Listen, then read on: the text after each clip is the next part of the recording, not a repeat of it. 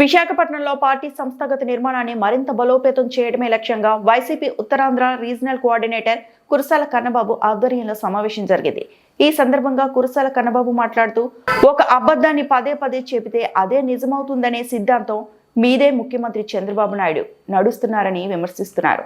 జగన్మోహన్ రెడ్డి ముఖ్యమంత్రిగా ఉన్న సమయంలో తీసుకొచ్చిన ప్రాజెక్టులను తానే తీసుకొచ్చినట్టు చంద్రబాబు దావోస్ వేదికగా చెప్పుకుంటున్నారని ఆరోపించారు. ఎల్లో మీడియా చంద్రబాబును దావోస్ మ్యాన్ గా కొనియాడుతుందని, దావోస్ మ్యాన్ అంటే కార్పొరేట్ శక్తుల కోసం మాత్రమే పనిచేసే వ్యక్తి అని గూగుల్లో స్పష్టంగా కనిపిస్తుందని ఎద్దేవా చేశారు. చంద్రబాబు దావోస్ వెళ్లి హైదరాబాద్, బెంగళూరు కంపెనీలతో ఒప్పందాలు కుదుర్చుకుంటున్నారని అన్నారు. వైఎస్ఆర్ పార్టీ విశాఖ జిల్లా ముఖ్య నాయకుల సమావేశాన్ని ఏర్పాటు చేసి, ఈ సమావేశంలో కమిటీల నియామకం పైన, పార్టీ సంస్థాగత నిర్మాణం పైన అందరూ కూడా చర్చించుకోవడం జరిగింది.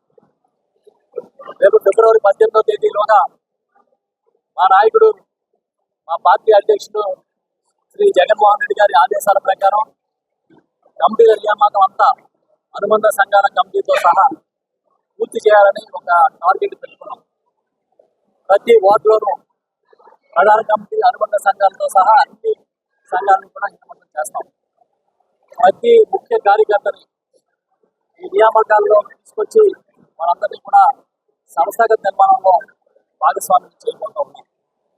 ఇది పార్టీ పరంగా గతం నుంచి ఉన్నప్పటికీ కూడా ఇంకా క్షేత్రస్థాయిలో పటిష్టం చేసే విధంగా ముందుకెళ్తాం.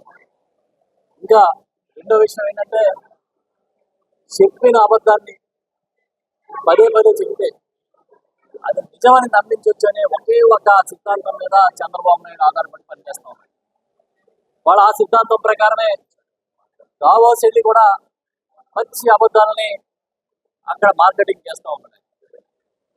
జగన్మోహన్ రెడ్డి గారు అధికారంలో ఉన్నప్పుడు చేపట్టిన పనులు, తీసుకొచ్చిన ప్రాజెక్టులు కూడా తనవే అని అక్కడ బిల్డప్ ఇచ్చే కార్యక్రమం అక్కడ నడుస్తూ ఉంది దావోస్లో. ఈయన అక్కడి బిల్డప్ ఇస్తూ ఉంటే ఆయన్ని కీర్తించే సొంత మీడియా వాళ్ళు ఏం చెప్తున్నారంటే, 15 సార్లు ఇప్పటికి దావోస్ వెళ్ళాడు కాబట్టి ఈయన దావోస్ మ్యాన్ అంటున్నారు. దావోస్ మ్యాన్ అంటే అర్థం ఏంటి? గూగుల్ సెర్చ్ చేయండి.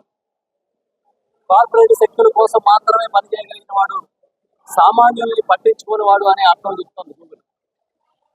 నిజమే, ఆయన దావోస్ మ్యానే. అక్కడికి వెళ్ళి ఎవరితో ఒప్పందాలు చేశాడంటే, పక్కన ఉన్న హైదరాబాద్లోని కంపెనీలు, బెంగళూరులోని కంపెనీలు, వీళ్ళతో ఒప్పందాలు చేస్తున్నారు. వీటిని తమ సొంత పత్రికల్లో హెడ్లైన్లుగా అచ్చేయిస్తున్నారు. చిత్రం, బెంగళూరుకి, ఢిల్లీకి సంబంధించిన ఒక కంపెనీ 91,000 కోట్ల పెట్టుబడి పెడుతుందంట ఈ రాష్ట్రంలో. తండ్రి కొడుకు అక్కడ ఒప్పందం చేసుకున్నారంట. ఈ 91,000 కోట్ల పెట్టుబడితో 1,00,000 ఉద్యోగాలు వస్తాయంట. ఇంతకే ఏంట్రా దాంట్లో ఏముందని వెళ్తే, మళ్ళీ విశాఖపట్నంలోనే ఐటీ టవర్స్ కడతారంట ఆ కంపెనీ వచ్చి. ఐటీ టవర్స్ కడితే 1,00,000 ఉద్యోగాలు ఆ టవర్స్ ఇస్తాడా? అందులో తర్వాత వచ్చిన కంపెనీలు ఇస్తాయా? వచ్చి అబద్ధాలు చెప్పుకుని ఎంతకాలం ఎలా బతికేస్తారో మాకు అర్థం కావట్లేదు. ఇంత ముందు వరకు ఈజ్ ఆఫ్ డూయింగ్ బిజినెస్ అని చెప్పేవాడు. ఇప్పుడు స్పీడ్ ఆఫ్ డూయింగ్ బిజినెస్ అంటున్నారు. ఎందుకు స్పీడ్ పెంచాడో తెలుసా మీకు? 3 ఏళ్ల తర్వాత తన రాని విషయం ఆయనకి తెలిసిపోయింది, గవర్నమెంట్ రాదని. అందుకే స్పీడ్ గా చేసుకుందాం అనే కార్యక్రమం నడుస్తున్నట్టుంది. ఏది స్పీడ్ ఆఫ్ డూయింగ్ బిజినెస్ అని అడుగుతున్నాం మేము. బిజినెస్ అంటే మీ వ్యాపారం. ఈ వ్యాపారం కేవలం కార్పొరేట్ శక్తుల కోసం చేస్తున్నారు మీరు. ఒక పేదవారికి ఒక పెన్షన్ ఇచ్చిన పాపాన లేదు, ఒక పేదవారికి ఒక గజం భూమి ఇచ్చిన పాపాన లేదు.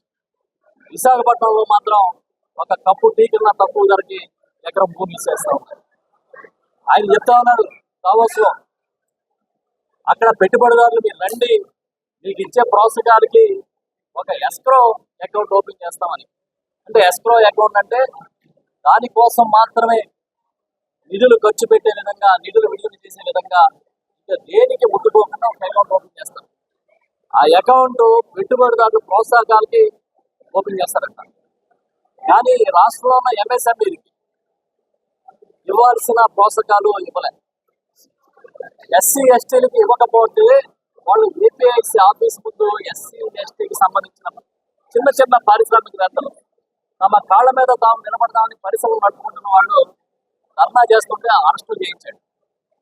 ఈ నెల్లి పెద్ద పెద్ద పారిశ్రామికవేత్తలు నమ్మని పిలుస్తారు. దీంట్లో రహస్యం ఏంటని అడుగుతున్నాం మేము.